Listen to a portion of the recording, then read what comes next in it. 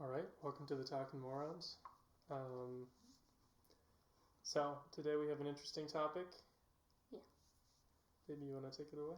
Yeah, so I have my notes here, so I'm going to be looking on there because it's kind of more of an My notes over that's here. more of an interview typey thing, and we want to keep it a little structured at least. So the topic is going to be the biological model of society, a re-examination. Yeah. So generally, what does this whole thing mean? What is this going to be about? What is this biological model of society generally? Okay, so it's looking at biology, right? And taking the solutions that biology has come to and using those solutions to better our society. Okay, cool. Yeah. So it'd be like, to give a kind of an analogy, right? In the same way that we use biology to inform engineering and stuff like that, right? I'm putting forward the idea to use biology to inform how we should organize our societies. That makes sense. Yeah. So how did you specifically come to think about that? Jeez. Well, generally, your background probably first. Yeah, okay. So I study molecular biology. That's kind of my jam. It's been my jam since high school. I don't know. I've always kind of done a lot of thought experiments, and at some point, I just kind of I was wondering, like, what other things could we apply biology to, and I just sort of, like, in the moment was thinking, like, what if we, like, applied it to society?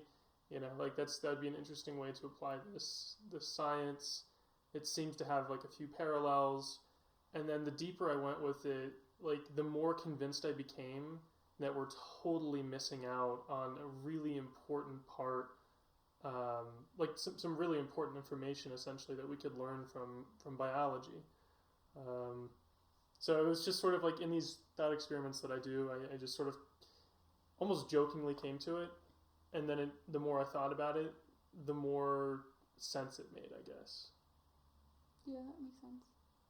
Also, yeah, you have like, how many pages is this? Oh yeah, I wrote like a. Oh my god! What? Yeah, tell them what it is. I think it's 14 pages. I wrote in like one night for one of my classes. Please don't tell my professor that. That was one of your classes? That paper? Yeah, so we had what was this paper called? A Your Choice paper for this climate class. And this is sort of like when I was still in the infancy of putting this idea together, and I decided to use the Your Choice paper to. Maybe you should just read it. Just kidding. Just read the paper. Yeah. I think that would be pretty boring. And also, like, some of the things in the paper, I think, you know, I've changed a little bit over time. I've kind of come to different conclusions as I've thought about it more and more.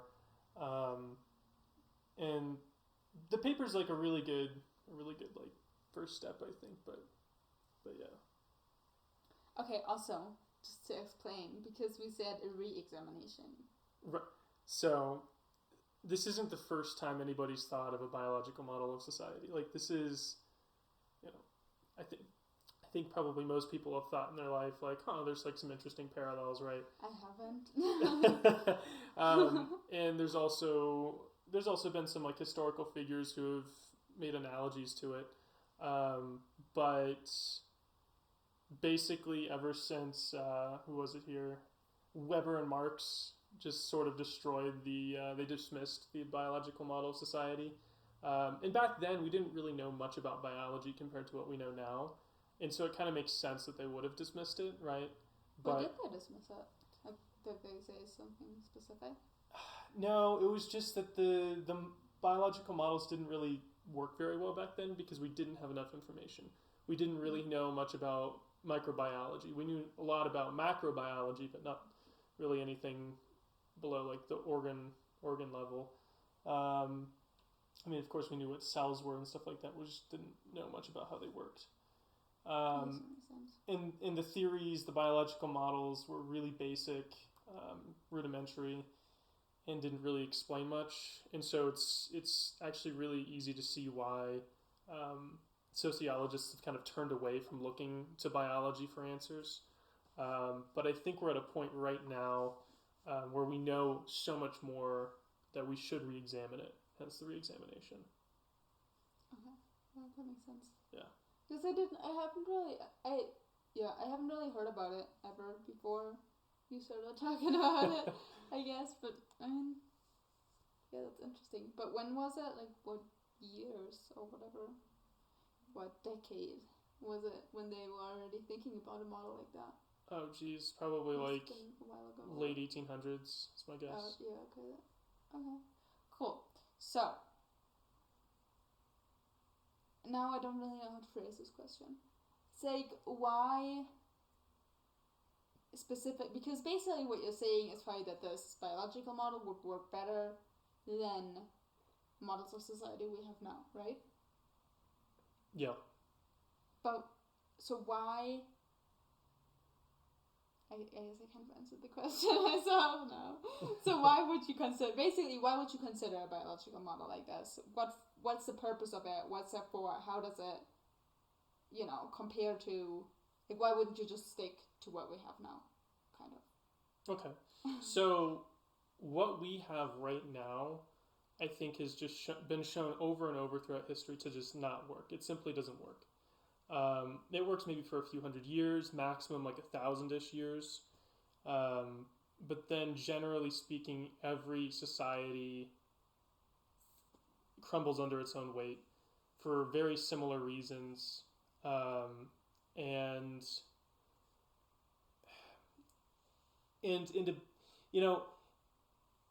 another reason here is when you're looking towards like the happiness of people, right? And I've thought about this a lot, like what would make me happier? And I've always noticed that I'm happiest when I'm working towards like a goal, and I know what that goal is, and I'm like passionate about that goal.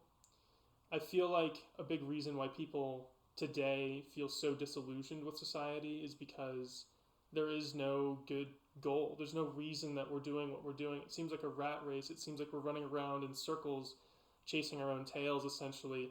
And enriching people for no reason that don't deserve to be enriched. And you ask yourself, like, why are we doing all this? What's the point? And it's kind of depressing, And I feel like there is a greater purpose out there that we should be exploring, but we're just simply not.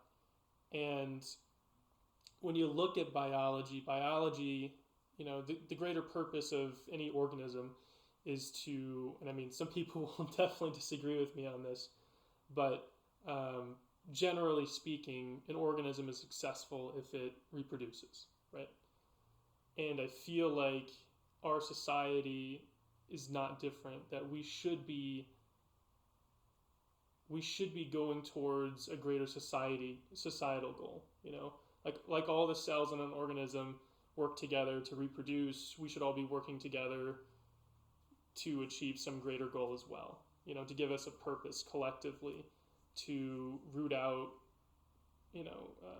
this system that we have that just basically enriches the few at the expense of the whole. And I think that's just been the case for every single society ever. Whether it's, you look at the Soviet Union, the masses suffered for the few, even though they're supposed to be a communist society, right? And you see the same thing in Western societies, every society ever, and it just hasn't changed. And I think the goal of just enriching a few people for no reason really isn't that motivating, in my opinion. Of course not. I think most people would agree with you there, most likely. But I think also there's some really nasty consequences, like global consequences that are about to occur, because of our own actions in a way. Global warming it's really scary. And we can prevent it, but I don't think we can prevent it with our current societal structure. I think the current way society is set up doesn't allow for that to be, sidestepped essentially. Still recording? Let's see. We'll check it. There we go. I think it probably was just continue, right? Huh. Even if the stream goes out. Yeah. Okay, never mind. Moving on. So, just to clarify a little bit, I know you said before when we talked you can't say exactly what that model would look like, but maybe just so people understand what exactly you mean by a biological model. Maybe you can give some examples or just talk about it a little more. The biggest thing that I always come to, like the most overarching thing, number one, I don't have all the answers, okay? Like, I'm one guy working on this one theory. It's kind of impossible for me to suss out all the details, right? Yeah. But the other thing here, too, is that when we look at our societies, it's difficult for us to get 300 million people, the population of the U.S., on the same page to work towards a common goal. How many people are in the 300 million. Really? And that seems like a really big number, and it kind of is. But like, kind of isn't. Yeah, you look at animals, and plants, and these organisms that inhabit our Earth. Oh my God! And the organisms have gotten trillions of cells to work together towards a common goal. Like that's impressive. I've seen this diagram before. I don't know. Maybe you even showed that to me, where you can see like how many mammals are, and then comparatively how many ants or whatever, or maybe it was just insects in total, and there's so many. Yeah. Even if I think I was basically saying, sure they're way smaller than we are, right? So yeah. But if they were as big as we are, then it would be probably horrible, because there are just so many, And would they even fit? They have a relatively small biomass, right? Like. Oh no, I think it was the biomass. Even if you take the biomass of all the insects, right? Even though they are so light, obviously, and like. Yeah, it's pretty massive still. And still, it's more than us humans together would be, or something like that. Well, hold on. So I can actually just pull that up really quick. Biomass. Organisms. Let's see here. All the biomass of Earth in one graphic. I think this was it. Yeah, here it is. That's what I saw. So, like, arthropods are, you're looking at, like, crabs and mollusks and stuff like that. Marine arthropods have the most mass. And then it would be, like, marine animals, like fish. And then annelids, like worms. And then insects, like arthropods. And then mollusks. Something I don't know how to say, but basically like coral and stuff like that, and jellyfish it looks like, and then livestock, and then humans, and then nematodes, which are small worms, and then wild mammals, wild birds. Yeah, no, that's it. And then we take a look at like the biomass of various things, right? Like, the biomass of plants is massive, 450 gigatons. So even everything you just said before the plants together is the animals, right? Yeah. And in this diagram here, that's tiny. All the animals together. And, for the animals, humans are already just a tiny part. But even all the animals together are still not even just, like, plants are just so much more. Yeah, plants are actually the greatest source of biomass on the planet, like, by far. The next closest is bacteria at 70 gigatons. So if plants are 450 gigatons, bacteria are 70 gigatons. No, but look on. Even that is more than everything is basically except for viruses. Everything is more than animals. More than animals. Yeah. But multicellular life, which includes animals and plants, are significantly more than anything else on the planet together. Yeah. So like animals and plants together. Related, but it's crazy to me that, looking at all the animals, even, like the tiny insects and all the sea stuff, and, looking at all of that, humans are just a tiny part of that. And still, I mean, there's so many humans, right? And still, that is nothing compared to, what is it called? Fungi. Fungi. Not even bacteria is way more than us. There's so much more, I don't know, everything really than we are. Yeah. But still, we are just, we see ourselves as the kings. Yeah. That's what makes it so weird, I think. We're really small if you compare to like other animals, right? That's crazy. Okay. Well, where were we? Sorry. What question was that? Well, it was just still kind of what would it that looks look more like exactly. And Right. like examples and all that. So, okay. we might just do some editing here to No, I don't think so. No. All right. So what would it look like? Right. I was saying that you take a look at our societies. We struggle to like organize a relatively small amount of people, and then you take a look at organisms, and they're able to organize orders of magnitude more cells towards a common goal, right? Yeah. And I think that. Because you were saying 300 million in the US, so you're saying more cells. There are more than 300 million cells. Oh, there's in trillions. The body. There's trillions of cells. No, but you're saying specifically there's more than 300 million cells in a body, and they can work together for one organism. But then 300 million organisms in the US, for example, they can work together the same way. Yeah. And so, I mean, getting 1 trillion cells on the same page to organize into, what we are essentially. The same goal. Right, with relative precision, like you get a person almost every damn time, right? Like, it's scary almost every time. Sometimes something goes wrong, but almost every single time you get a person, like a fully grown, healthy adult, and that's really impressive, to have trillions of cells organized in such a way that reliably, accurately create the end goal organism, right? Yeah.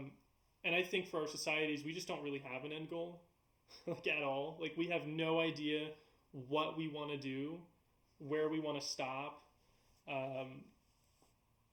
are you looking for? Where we want to stop. What our goals are as a society, and I think it's time that we start, figuring those things out, I guess. And we can use biology to figure those things out, I think. So, like, an example that you sometimes, pretty sure, have talked about already. Just what the model would look like, or because you say, for example, I don't want to say anything wrong, but with cells working together, right? Like when there's cancer, oh no, what's that even? No, yeah, you said, for example, when there's cancer, right? So what do the cells do? Like, how do they work? In a cancer cell, or when there's cancer in the body, because all the cells. Right. Cancer is interesting, and I think we should start. I'll just realign what you think about it, right? Or maybe I won't. But cancer is essentially cells that have lost their identity, and so they've lost their identity and they've lost their ability to control themselves, essentially. But they're also working basically against. Right. They act as almost a leech on the body, right. Because they steal the nutrients, they steal, whatever growth factors the body's creating, or they produce their own, and they essentially just reap the rewards of your body without participating at all. And then they also disrupt whatever organ or tissue that they're inhabiting, right? So they disrupt those things in their function. So like if you had brain cancer, right? Like those cells in the cancer are no longer operating within they're no longer operating like neurons. They're no longer going to help you with your cognitive function, and they also are disrupting your ability to cognitively function because they are taking up space in your brain, right? Is that what you were getting at? Yeah. So would you? So in a society, Yeah. that can also like occur where you have, let's say you have like an idea for your society and how you want it to grow, right? And you have some people that get together and decide that they're not going to contribute really, and that they're essentially, they're going to basically take the resources, not contribute, and disrupt.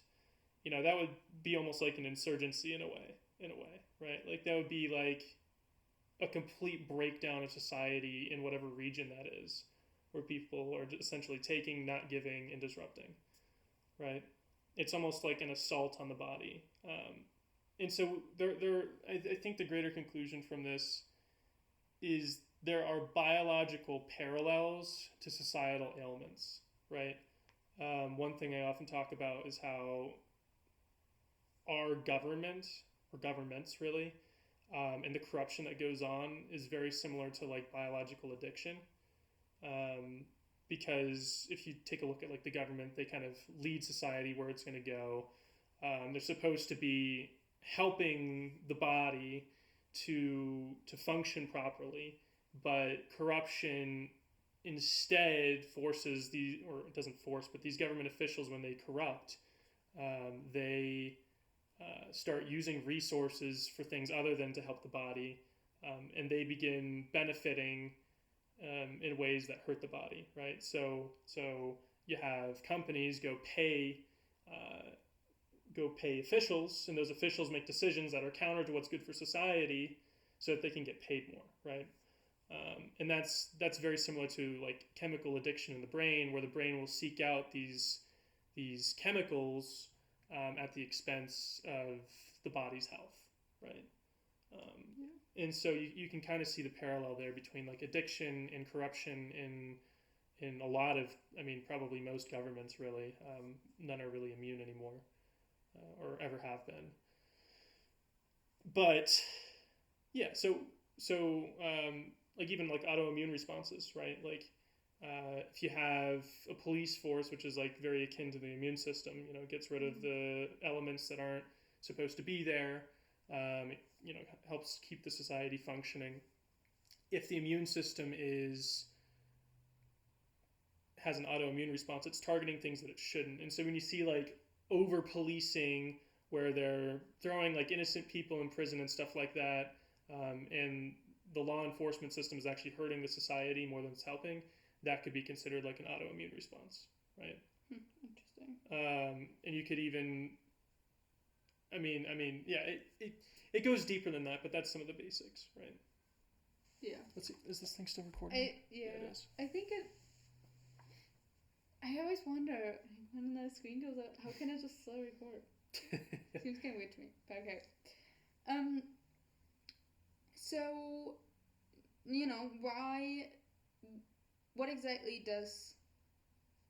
how exactly do you think it's better than current societal models, and why should we consider this, a biological model over what we have now?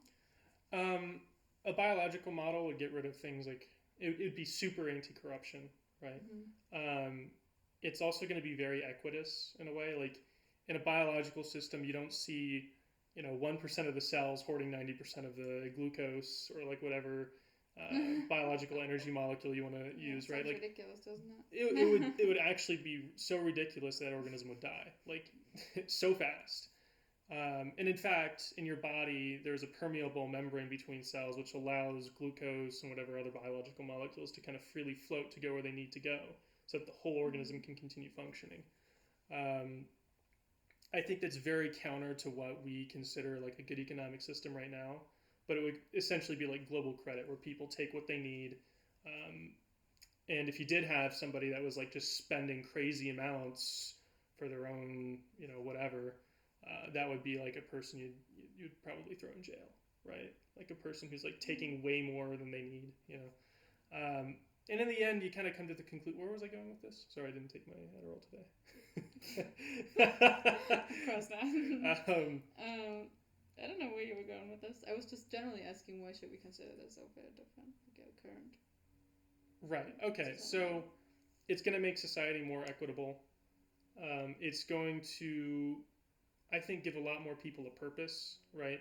Instead of just religion or just basically putting food on the table or putting buying things and making the GDP grow. Like we would actually have a goal as a society that we're working towards together, that like all of the extra stuff that we produce goes towards that goal and achieving it. And so I think it'd give a lot more people a purpose, right? A lot more people would be more happy because they know that they have a part in this. And I mean, in the end, I think too, it'll provide more stability so that we don't have things like global warming, because when you're talking about an organism grows in a way that it can suit its environment, right? You don't see people growing like 30 feet tall, tallest skyscrapers, just lumbering around, consuming things, right? Like that would be unsustainable. So like our biological model would have to be sustainable. That's inherent in biology. Like it's always supposed to be sustainable. The societies would last longer, and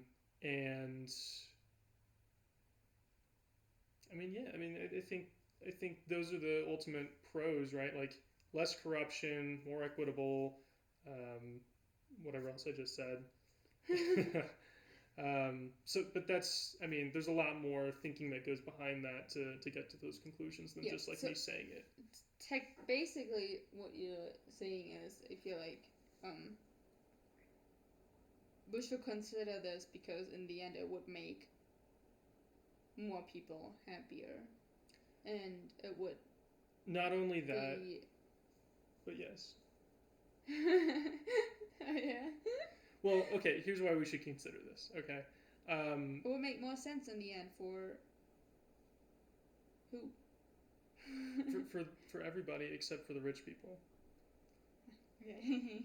Like very, very stinky. Unfortunately, the rich people have the control. Right. Unfortunately, the rich people have the control. But in an ideal world, we would consider this. The other thing here too is that you're not just taking like communism was just Marx's idea, right? You're not just taking my word for it, right? Like everybody can go learn biology, everybody can understand how it connects with society, and everybody can contribute to the ideas pouring into this like idea, right? So why should we do it? Because it's not just me. Like this is something that was sussed out over, essentially 4 billion years biologically. A 4 billion year evolutionary process has solved a lot of the problems we're running into societally. Yeah, I mean, but the thing is, since it is based on science, it's nothing you make up and people have to believe you. Right. It's just when I'm you not think like about it, God it's Isaiah just... here, like throwing down wisdom. It's everybody can look into the genome. Everybody can come to their own conclusions about this. Right, but in the end, since it is science and it's fact-based, what you're saying, there's not really much, room for imagination in terms of, oh, this is just maybe because he thinks that would work. Right. Technically, as you said, everyone can just look at it and draw their own conclusions, but they should probably all kind of be the same because, again, science, fact-based. If you believe in science. Yeah, okay. God willing. Well, to me, as a process, is fact-based, so... Science is a process, right? Like, but what we understand of biology right now, or what we believe we understand, I think has serious implications for our societal makeup, and could really, again, like, we're not that different from cells in an organism. Like, when you really think about it, we're really not that different. Cells are extremely social, just like we are. And they specialize like we do into their jobs, and they procreate, and like all of this stuff. We're really not that different. And yes, there are some differences, but it's pretty minimal actually, like on a theoretical level. Of course, like you could be like, but you're a person and that's a cell. Like, obviously you're different, right? But like the essential functions that we provide, that the cell provides to the organism, that we provide to the society, is like almost identical. Okay. And because we organize in a relatively biological manner,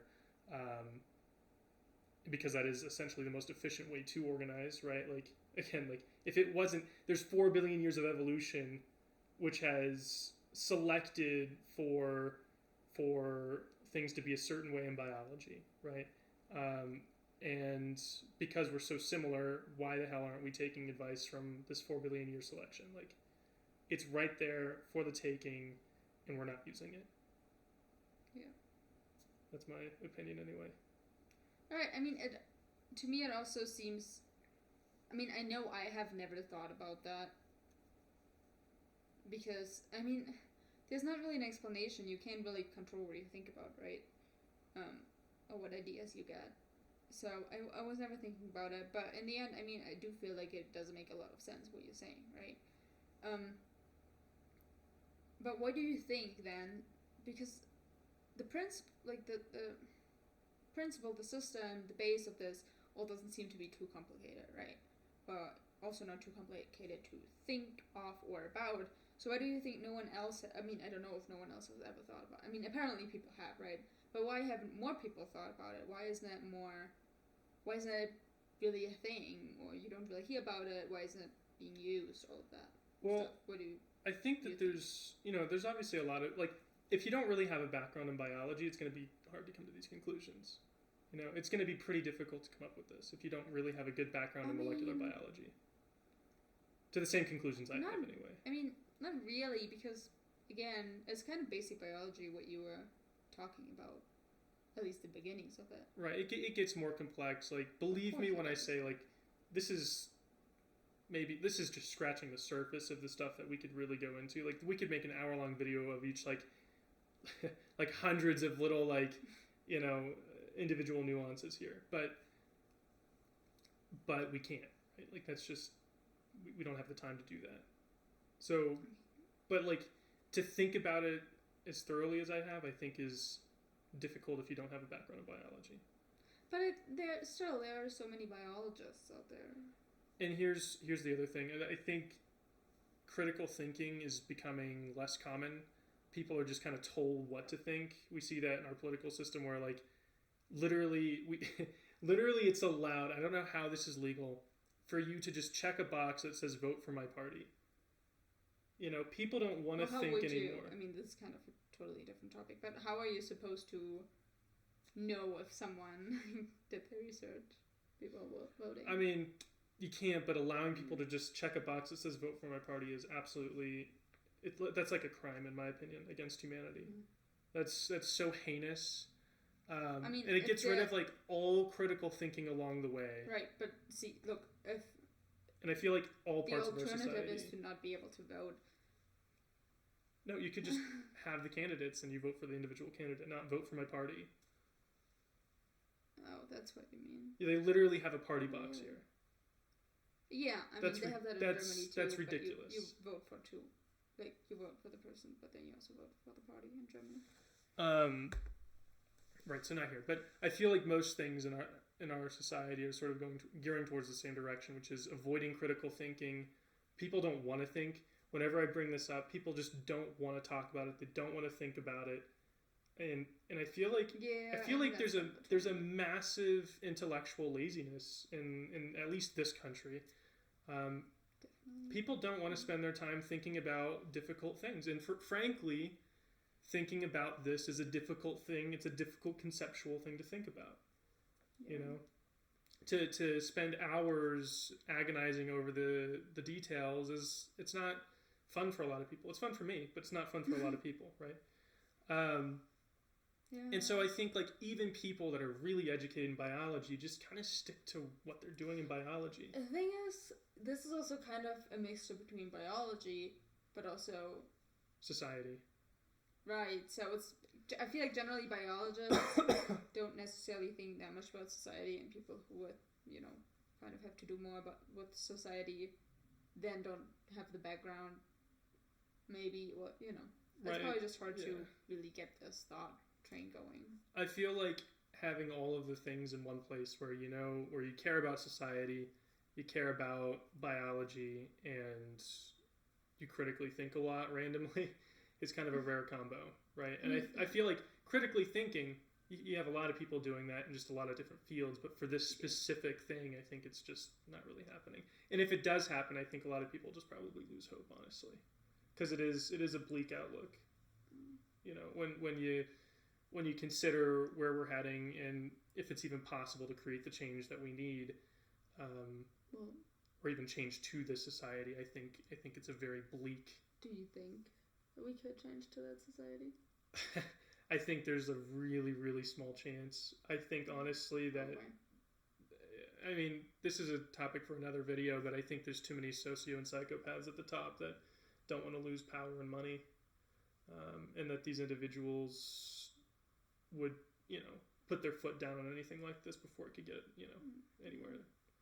Because, this idea is a threat to those individuals.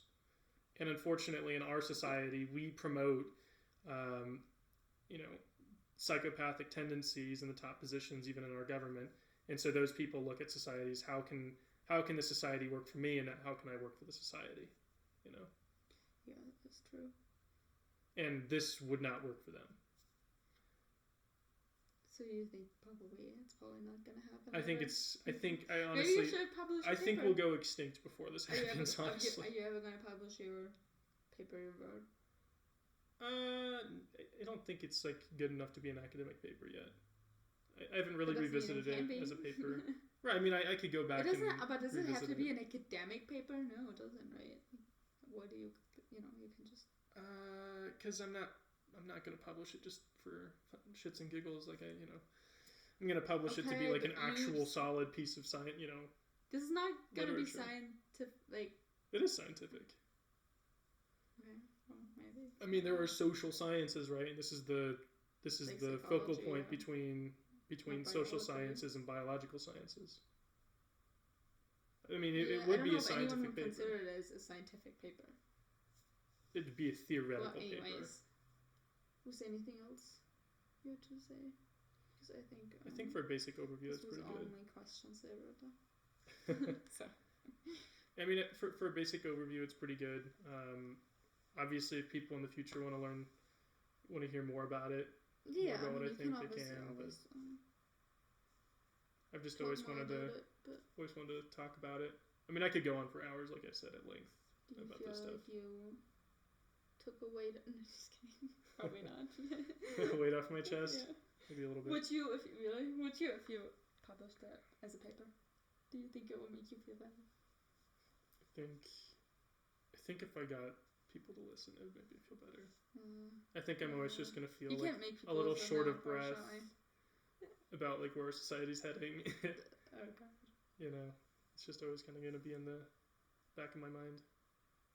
Okay. Well, I think this was it for today. All right. This moron definitely talked. What? This moron definitely talked. I talked too. Excuse me. That moron also talked.